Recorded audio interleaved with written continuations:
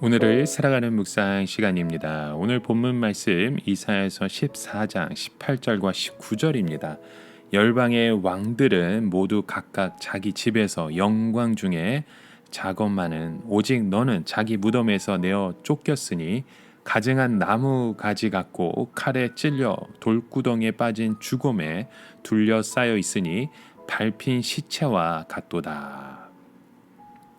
우리는 계속해서 이사야서를 통해 바벨론이라는 나라를 봅니다. 이 바벨론이라는 나라와 그 왕들은 온 세계를 상당한 기간 동안 두려움에 벌벌 떨게 만들었었죠.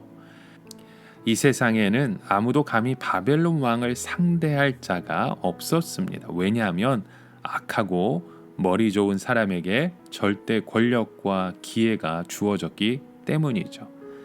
바벨론 사람들은 아수르 사람들처럼 그렇게 머리가 나쁘지 않았습니다. 그들은 그 좋은 머리로 마음껏 악을 자행했던 것이죠. 머리가 좋고 힘이 있고 거기에다 악하고 잔인하기까지 하니 못할 일이 뭐 있겠습니까? 그러나 그 마지막은 너무나도 비참하고 허망하더라는 것입니다. 바벨론 왕은 절대로 곱게 죽지 못하고 여러 시체들 사이에 처박힌 상태로 죽게 될 것이라 말씀하시죠. 그의 시체는 무덤에 장사되지도 못하고 가증한 나무가지처럼 버려진다는 말씀을 오늘 본문 속에 주시죠. 여기서 가증한 나무는 그 가지는 아무 쓸모없는 잘못 솟아난 가지를 말합니다. 예를 들어서 가지가 줄기에서 제대로 나지 않고 뿌리에서 솟아난다면 쓸모도 없을 뿐 아니라 나무 자체를 죽일 수도 있는 거죠. 그런 가지는 잘라서 아무데나 버리는 것입니다.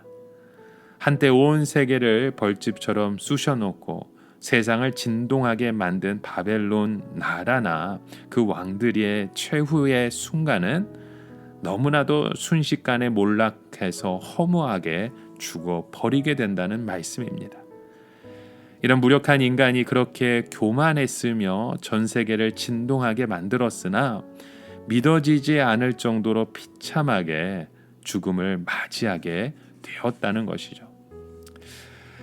오늘 우리가 함께 보는 구절은요, 사실 우리 많은 목회자분들과 신학자들의 이 사탄의 타락을 나타내는 증거의 구절로 보기도 합니다. 왜냐하면 이 바벨론이 행한 모든 것들은 사탄의 모습이 나타나기 때문이죠. 사탄이 아니면 바벨론이 이렇게 행동하도록 만들 수 있는 것은 없습니다. 이 바벨론의 전략이나 또 그 후에 최후의 심판을 당하는 모습은 이 사탄의 본연의 모습을 여지없이 보여주고 있기 때문입니다.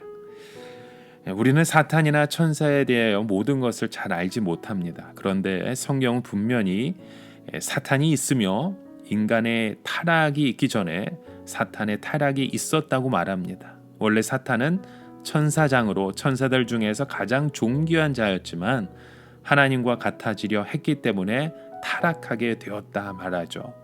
그리고 인류가 낙원에 있을 때 뱀을 통하여 우리 조상을 유혹했습니다. 이 사탄이 언제 타락했는지 그리고 타락했을 때 어떤 일이 일어났는지 우리는 모릅니다. 어떤 사람들은 하나님이 천지를 창조하실 때 혼돈하고 공허했던 것은 이 사탄의 타락으로 우주가 망가졌기 때문이다 라고 하는데요. 그것 또한 지나친 추측인 것 같습니다. 좌우간 우리 인간의 역사와 상관없이 하나님 앞에서 아침에 계명성이라고 불릴 정도로 존귀한 천사가 타락을 했습니다. 그것은 하나님의 영광을 찬탈하려고 했기 때문에 타락한 것으로 생각됩니다. 본래 이 사탄이라고 하는 말은 참소자라는 뜻입니다. 다시 말해서 다른 사람의 잘못을 찾아내 일러 바치는 역할을 했다는 뜻이죠. 욥기서에도 보면 사탄이 하나님의 보좌 앞에서 성도들을 참소하는 것으로 보게 됩니다. 하나님 보좌 앞에 회의가 열렸는데 그곳에 하나님의 아들들이 있어요. 하나님의 아들들이란 바로 천사들입니다. 그때 갑자기 사탄이 나타나서 하나님께 욥의 민음을 칭찬하는 것을 듣고 트집을 잡기 시작합니다. 욥이 순전하고 정직하고 의로운 것은 하나님께서 그에게 잘해 주셔서 그런 것이지 원래 욥은 신앙이 좋지 않은 사람이라는 겁니다. 만약 하나님께서 욥을 치시면 욥은 분명히 하나님을 원망하고 범죄할 것이라는 충동질을 합니다.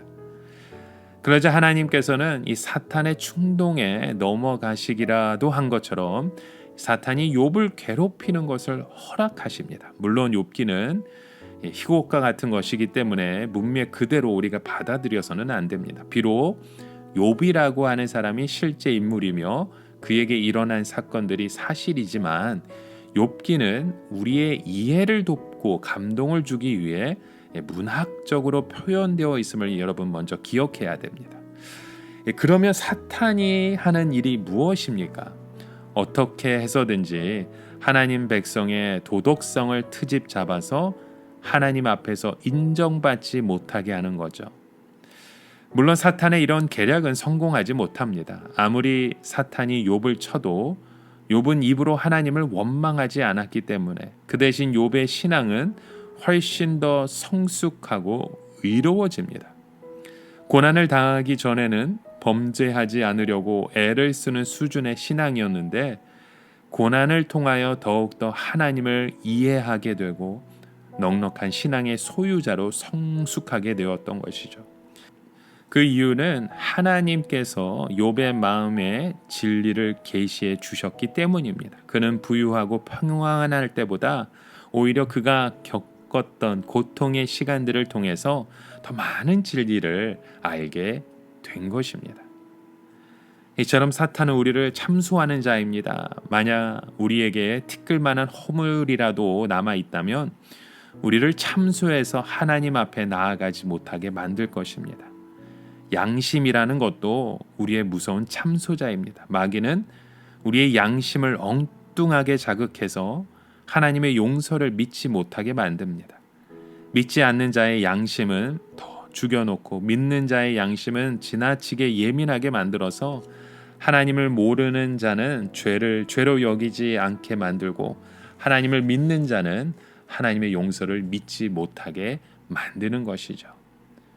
여러분, 오늘도 우리의 하나님은 우리에게 그 진실된 모습을 보여주시는 분이십니다. 아무리 사탄의 유혹이 우리에게 다가온다 할지라도 오직 예수만을 붙들고 오직 예수 그리스도만을 소망하는 그 믿음의 고백이 넘치길 주님의 이름으로 축원합니다.